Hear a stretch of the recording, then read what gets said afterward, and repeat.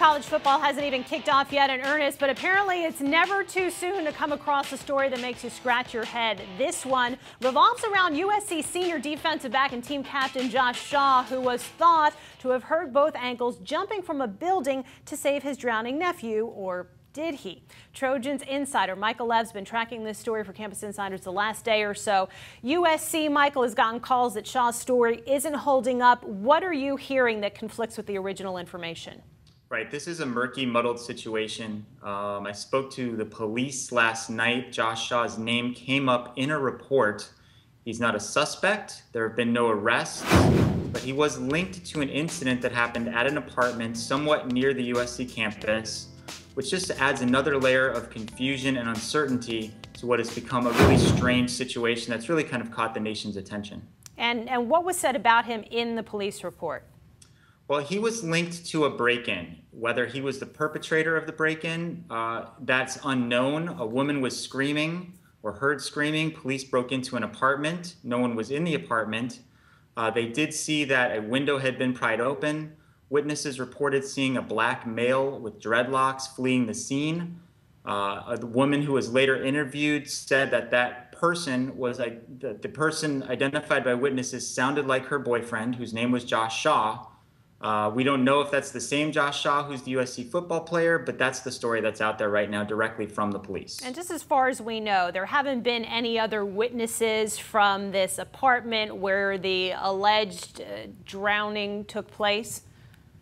No, that's another strange twist to the story. The only family member who's spoken out is Josh Shaw's sister, Asia, and she said that she wasn't there. Even though she did support Josh's story, she corroborated it. She said she wasn't at the party where he supposedly saved his nephew in Palmdale, which is about an hour north of Los Angeles. Okay, so these locations are not even close to each other. Michael, from every account I've heard, Shaw seems like a great kid, a selfless player who's played cornerback and safety to help the team.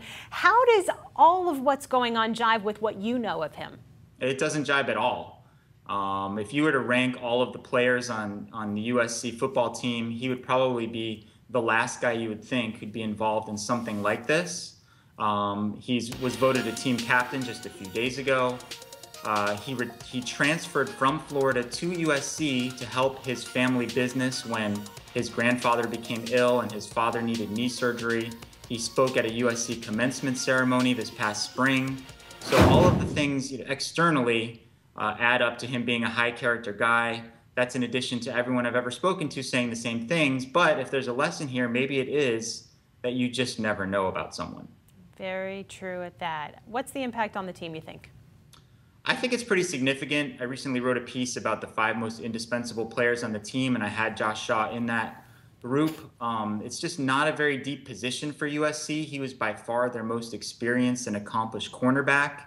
With him being out, we're looking at a junior who does have experience, and then everyone else who plays that position has never played in a college game. USC still has fewer scholarships than everyone else because of NCAA sanctions. Depth is probably the team's biggest concern. Anytime you lose a guy, like a Josh Shaw especially, it's magnified. And I'm sure this is not exactly the way Steve Sarkisian wanted to start his career off at head coach at USC. Any word from Sark at all, Michael, or from the university as to when there will be more information? Sark is scheduled to speak after USC's morning practice on Wednesday. Hopefully, he'll have some new information. As of late Tuesday night, the school was still looking into the situation, still vetting it. There have been multiple interviews with USC officials with Josh Shaw to try to get to the bottom of this story, and all of us are kind of in the same race to really figure out what's happened.